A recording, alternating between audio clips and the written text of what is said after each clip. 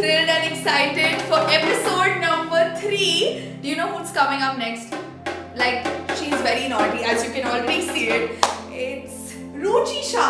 She's one of my bestest friends and she comes all the way from Bombay to do this for me today. Oh my god, she's really troubling me, but I have to tell you more about her. She's done a dance and movement therapy and counseling from Chicago, and she's just recently moved back to Mumbai and she's spreading her charm all over the city, believe me not.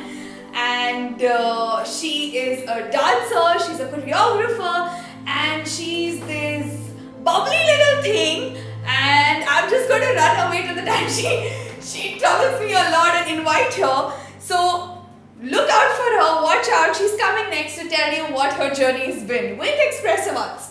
So we welcome Ruchi today on this show. And hi Ruchi! I'm thoroughly excited to have you here. Thank you for having me. How are you doing? I'm good. I'm excited to be part of this. I think our journey with BMM kind of started together, and this is the most media-related thing I've done since then. And so I'm kind of happy that our worlds are colliding again. Yes. Oh my god. Yeah, it's like looking at you, I live my college days all over again and dancing days. Oh my god, she's been a brilliant dancer. I can't tell you, you have to see her dance. Maybe in the next few episodes we'll get her to do that. But let me start with this and let me ask you the first question. So my first question to you would be, tell us more about your journey with Expressive Arts. So I think my experience with Expressive Arts started when I was 4 or 5 years old. It started off with dance specifically. I used to learn Indian folk dances and Bollywood and just movement from someone in Bombay. After that, I was obsessed with dance, obviously. But interestingly enough, my journey with Expressive Arts also entails theatre and drama, because I did professional theatre for 2 or 3 years. I was part of this musical, Oliver Twist, directed by Rayal Padamsee. This is when I was still in school, and I was my summer breaks and my winter breaks were dedicated to professional theatre, day and night. I didn't care about meeting friends, I didn't care about going out, having a social life, nothing. So that's where I mostly did my theatre. And I was obviously doing a lot of theatre workshops with them and smaller things, but the big thing was being on stage for the musical. Expressive Arts for me also includes writing. I used to write poems as a teenager when I used to experience, emotional turmoil or wanted to express myself and I couldn't. I used to write a lot of cards and birthday cards and stuff in poetry. And so my friends still make fun of me when it's raining in Bombay. They're always like, oh, you're probably sitting by the window writing a poem. So writing became a really big part of me. And and I think essentially I was the youngest in my immediate family. I think when I think back to why Expressive Arts are so important for me also, I didn't feel like my voice was heard a lot because I was the youngest. I lived in a joint family. There was always the joint family drama going on. And through dance and theatre and writing, I felt like I could express myself without having to scream loudly or be loud in any way and communicate something to someone. And I was never worried about being judged, so to speak. I've never been that kind of person, but I think all the expressive arts were a safe and a very authentic way for me to communicate my truth and express my truth. And I never shared my poems with anyone because my poems were the most raw form of my expression. The dance and the acting, it's still a performance at the end of the day when you're doing it on a stage. So those I love to share with people. Of course, I love when there's people watching me, but I think the poems were very personal. And yeah, I think it was just my truth, and I think that's kind of my journey with expressive arts. And all of these have taken so many forms over the years. I did it first for myself, and Then I did it professionally to perform. Then I used to do it with a lot of like volunteer work that I did back in college. I always used dance and, you know, theatre and just all the expressive arts to kind of reach out to communities in Bombay, and then it became part of my professional identity also.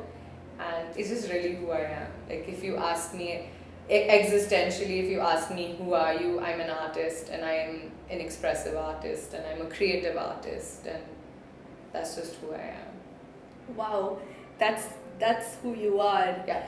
And so you mentioned how it helped you and the importance of expressive arts in your life.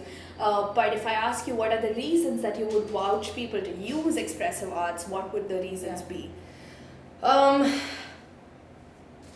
For other people, I mean, literally the reasons could be anything, really. Like, there's so many reasons for me to advise somebody else to use it. Why I used it at a very concrete moment in my life that I can, like, it's an image actually that I have in front of me that I keep thinking back to. There was this time late in college, actually in BMM, when we were performing, and I was personally going through a lot of anxiety. Then, you know, I was in therapy myself, and like, you know, I was having panic attacks once in a while, and it was really hard for me to just be in my own body and like be in a moment, because I was always so overwhelmed. But I remember this one specific time where I was on stage and we were performing, and I was in the front. I don't remember which of our college performances this was, but I remember there was this moment where I looked into the audience and it was just pitch dark, right? Because you can't see anybody from stage.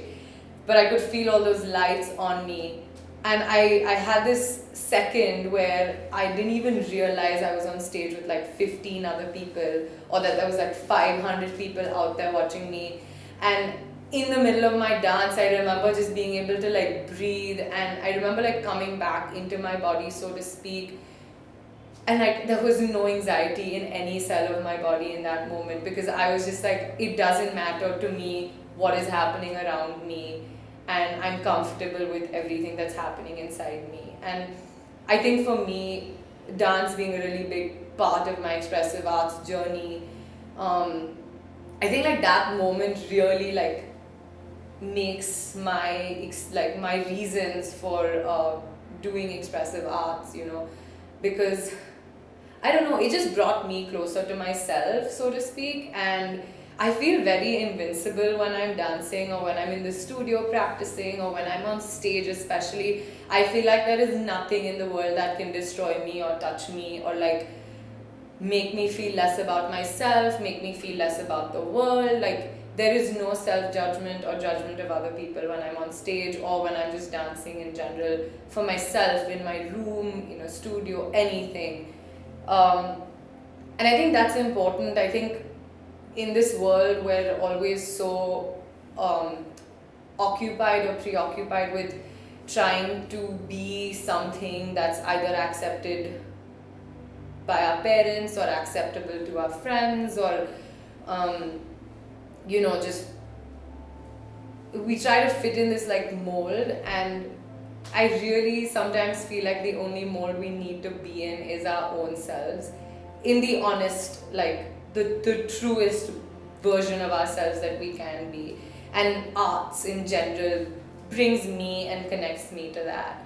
And so I feel like, I mean, my advice would just be everyone should find one expressive art to just connect to.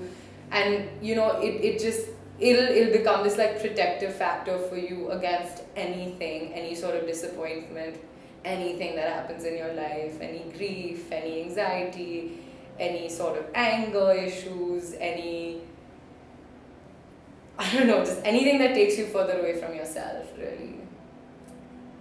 Yeah. Yes, as I observe and listen to what you're saying, I think every cell of your body is just saying so much truth and everything that you're saying. Yeah, I mean, it is. It's really my truth. It's, I don't know, I feel, and then this is, obviously it helps when, you know, you do something and then you're good at it, you know. Not that that's the goal, but then it's not only building your own self-confidence or your own sense of self, but then, you know, there is this level of appreciation which helps. Like it feels good to be appreciated. It feels good to, you know, have people proud of you or be proud of yourself. It makes you more confident also. Yeah. And talking about appreciation, could you tell us one of your success stories with Expressive Arts? I mean, other than my master's, Whichever you would like us to know. I don't know if it's a success story yet. It's hopefully like 20 years down the line, if I look back at this video, I'll think, yes, it was a success story. But my story is that I basically eventually went on to study my master's, like you said earlier. I did my master's of arts in dance movement therapy and counseling from a college in Chicago. I call it a success only because I was in the middle of studying for my GRE, and I was going to do a master's in communication or writing. Like, it was kind of a shot in the dark, and I was ready to wing it.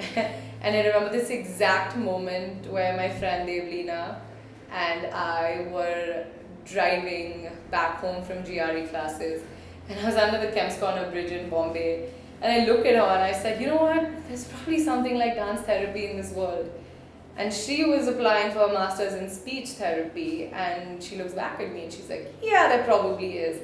And I go home that night and I get onto Google and I'm like typing the word dance and therapy on Google. And like from like 11 p.m. to 4 a.m. I basically sat on Google researching the programs that were offered in the US and the UK, and like what I needed, my prerequisites, and like what my professional career could be after, and everything basically about dance movement therapy that I could.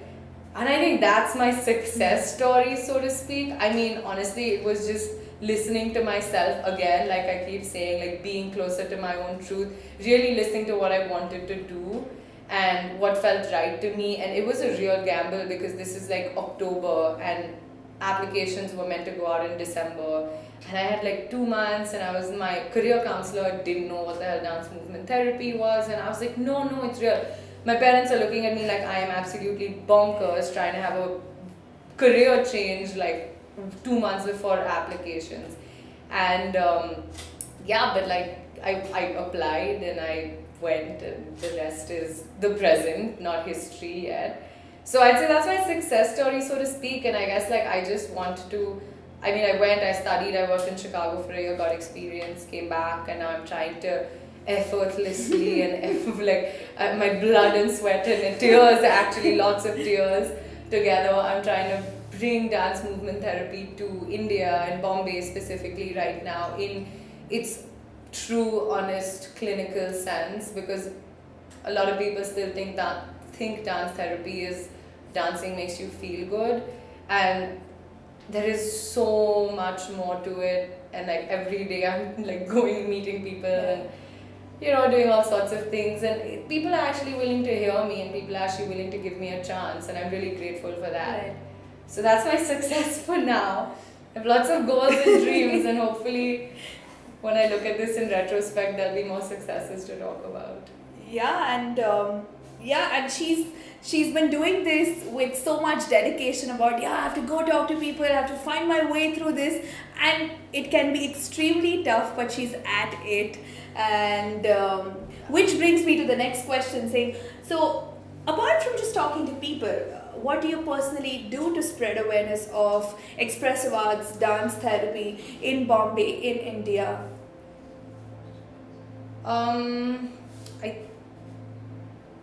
I mean, talking to people definitely I think is the biggest one, you know. Yeah.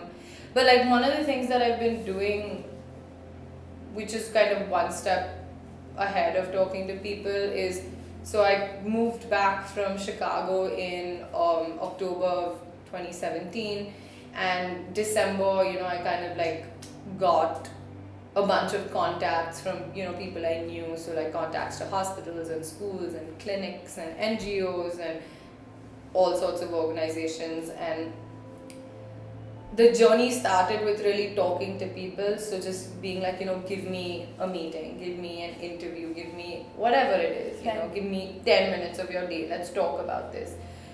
And then it kind of went into looking up research and sending them research about dance movement therapy with the specific population that we're like talking about.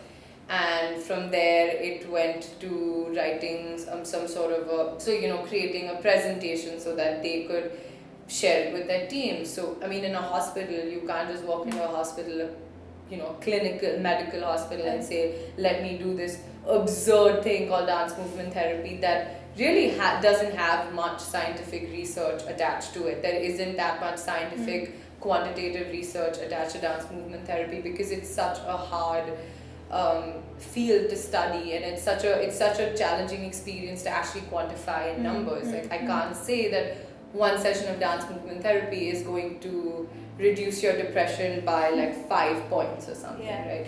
So to really convince people that dance movement therapy is not just dance makes me happy and there's a whole clinical, significance to it, I would send them presentations, I would send them research papers, I would sit and like highlight research papers so they could read the important stuff. Then if they kind of liked that, then I would go and do a demo. So I've done like many free demos, free sessions, at various organizations, giving up like 2-3 hours of my day, because really no one's going to trust you or have believe in what you're doing unless they actually see it and experience it, right? So I did that. So that was another way that I was creating awareness, by actually going to places and saying, this is what it is, and try it out, and then doing a follow-up after that and saying, this is what I did, this is what some of your patients said, this is what some of your staff members who observed and witnessed the session said, and then take it from there. And that has gone in a positive direction for some places. There's some places open to me actually working for them and with them, and then there's some that said, we don't have the space, or we don't have the infrastructure, we don't have the need for this right now, and that's fine. You win some, you learn some, you don't lose any, keeps moving on. Yeah, and that's been a journey by itself, I must say. Yeah, it's been 4 months since I don't know what. Okay, but going from 4 months to 5 years down the line, where do you see Expressive Arts? Oh my god. Honestly, I would say integrated in every aspect of human existence as can possibly be. Expressive arts on its own, definitely, like, kids and adults being open to just going and learning it or experiencing it for fun, just for fun, for recreation, for whatever. Expressive arts therapy specifically, which is my personal goal, and dance movement therapy specifically, although I have friends who do music therapy, I have friends who do art therapy, drumming, sound healing, sound therapy, all sorts of healing and therapies. But I think really like my dream for it would be to be integrated into all sorts of spaces, whether it's a workspace or like a learning space or professional, like personal space, professional space, any of it. I have a couple of very specific long-term goals and dreams for myself. One is to open an entirely integrated arts-based school for like early learning and education, which isn't focused on math and science and English and Hindi, but more on really developing resilient individuals, but all the way from when they're like 3 years old even, and developing qualities and characteristics of resilience and of self-confidence and empathy and all sorts of other things in kids, so that maybe like 10 years or 15 years down the line, when they're going through challenges as an 18-year-olds or 23-year-olds or 40-year-olds, they might have some sort of they're equipped to kind of face their challenges without having severe mental health challenges attached to it. So that's one of my biggest goals, actually, to do that and have all sorts of expressive arts basically used to, for learning and to spread that. I think that's one big one, and then I forgot my other one, but yeah. Okay. Inshallah to all her dreams and really all the best. We all look forward for you to do this because that's going to be interesting. Thank you. You'll be at the school with me, hopefully. Yes, inshallah for all of this. But coming to the fun part, we are here to do the rapid fire. Are you all set? Okay. You have to dance to all the questions. Right. Okay. So quickly, as you know, just say whatever comes to your mind. Okay. Okay, without any buzzers, without any, just like shoot out loud. Cool. Okay, one quality that makes you the therapist that you are today. Ooh. I can't do this rapid for some reason. No problem. This because there's more than one, I promise. Optimism. Okay, great. One reaction you get from people when you say what you do. You're a dance teacher? You teach people how to dance? Yeah, dance makes people happy. Okay, one go-to art form. Dance and writing. Okay. How expressive are you? On a good day, very expressive. Sometimes I'm so expressive I have to kind of reel it in a little bit because I could really annoy people around me. Okay. Yeah. And on not so good days? Then I express, but it's a very different kind of expression. It happens more passively. Okay, great. We have some paints here. We have the drum, we have boombackers, we have a ribbon. Using one of these props or yourself as an instrument, I would really like you to express what you feel about expressive arts.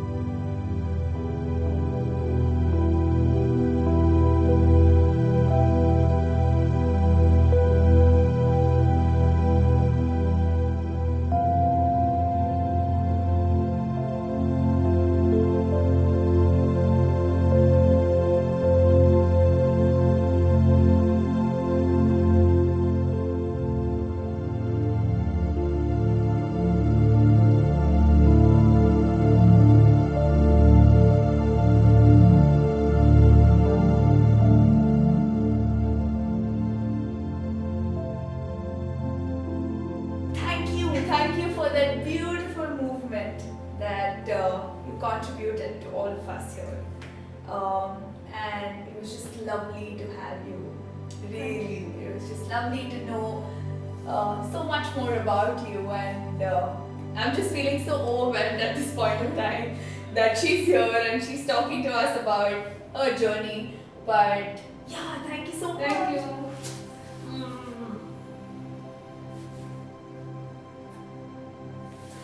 Guys, she's been truly an inspiration to me, and I'm sure she's going to be an inspiration to many of you sitting there and thinking about what she does or what is expressive arts. And so yeah, here's her journey for all of you.